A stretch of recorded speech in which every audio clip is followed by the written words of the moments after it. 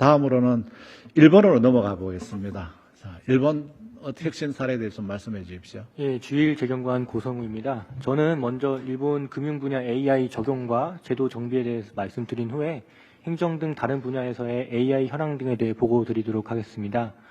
먼저 일본은 금융 분야 AI 활용 방향과 관련하여 AI는 판단 금지, 보조는 적극이라는 원칙하에 책임 구조를 설정을 하고 AI 종류를 생성형 AI와 종래형 AI로 나누어 기능 위험 규제 측면에서 다르게 접근하였습니다.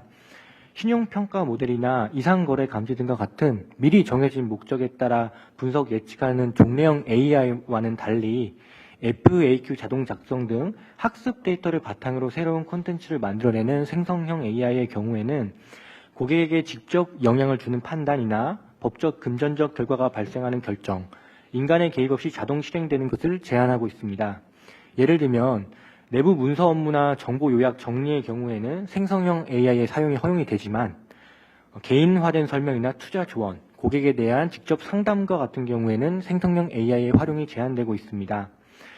이처럼 정부에서 명확한 방향 설정과 함께 가이드라인을 제시하여 금융기관들이 이를 기준으로 AI를 활용할 수 있도록 하여 현장에서 소비자 피해 등의 부작용이 최소화될 수 있도록 하고 있습니다.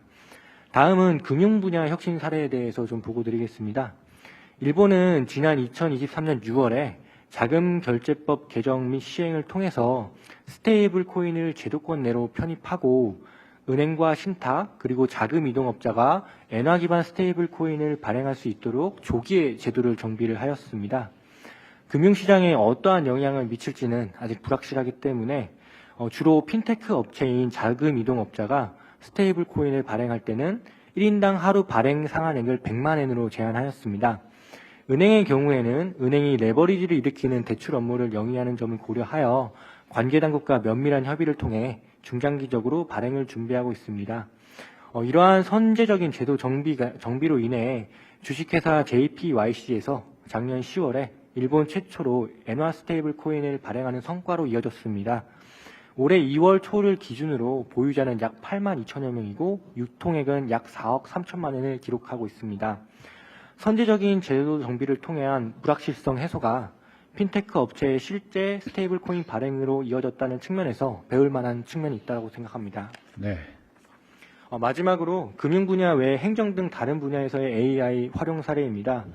일본 정부는 저출산 고령화 및 인구 감소에 의해 일손 부족이 심각한 상황에서 공공 서비스를 유지 강화하기 위해서 AI의 적극적 활용을 모색하고 있습니다.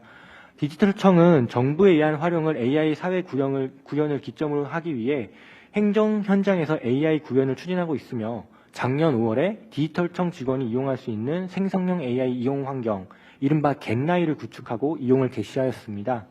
범용 AI 앱과 행정 실무용 AI 앱이 결합된 형태로서 범용 AI는 아마존 웹 서비스사의 노바라이트 등 3가지 중에 직원들이 선택할 수 있도록 하였고 대화형 AI나 문서 작성 등의 기능을 제공합니다.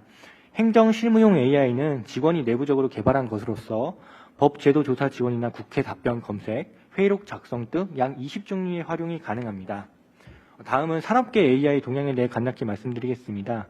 세계 2위의 산업용 로봇 제작 기업인 퓨낙은 엔비디아와의 협업을 통해 공장용 로봇에 AI를 탑재하고 로봇이 사람의 언어를 이해하면서 작업할 수 있도록 할 계획을 가지고 있습니다. 야스카와 전기도 미국에서 엔비디아 GPU를 탑재하여 필요한 움직임을 스스로 실행할 수 있는 로봇의 출시를 진행하고 있습니다. 피지컬 AI 데이터 생성센터와 관련해서는 올해 봄에 휴머노이드 로봇에게 인간의 동작을 학습시키는 센터가 가동될 예정인데 주관 기업은 야마젠이라는 기업으로 제조, 의약품, 물류 분야 등 10개사가 참여하고 중국제 휴머노이드 로봇 50대를 도입할 예정입니다. 동센터 가동을 통해서 일본 내에서도 학습 데이터를 축적할 수 있는 환경을 마련하고 향후 도호쿠나 간사이 등 자동차 및 반도체 업종과도 연계할 수 있는 시설을 각지에 정비해 나갈 예정입니다. 일본은 제조, 물류, 제약 등 다양한 분야에서 수준이 매우 높은 선진국가이기 때문에 산업 분야에서 우리나라가 벤처마킹할 수 있도록 필요한 부분은 지속적으로 관련 내용을 모니터링하도록 하겠습니다. 이상입니다. 예, 일본도 아마 지금 이제 국가적으로 AI, AX 대전환을 위해서 거의 목숨을 걸고 있는 것 같습니다. 그래서 생성은, 저는 이게 마음에 드네요. AI에 대해서는 판단 금지, 그리고 보조는 적극한데, 저는 지원은 무한대. AI에 대해서는 뭐 이게 되니, 안 되니, 뭐 이걸 해야 되니, 말아야 되니, 판단을 하지 마라. AI는 간다는 걸, 판단사항이 아니다. 그리고 보조는 적극이란데, 대한민국은 지원은 무한대. 뭐 이런 용어가 아주 또 하면 좋을 것 같습니다. 그래서 특히 일본의 그 스테이블 코인 지금 이제 하고 있는 것 같은데 한번 사용해 보셨어요? 그게 우리로 치면 주민등록증과 같은 마이 넘버 카드가 있어야지 발행이 가능해가지고요. 네. 저는 실제로 사이트 들어가서 요청을 했는데 거절을 당했고요. 왜 거절을 당했어요? 그게 우리나라로 치면 주민등록증이라는 게 있어야 됩니다. 아. 근데 저는 그 마이 넘버 카드라는 그게 없어가지고 신분증 제가 가지고 있는 신분증에서는 현재 불가능한 상황이었고요. 네.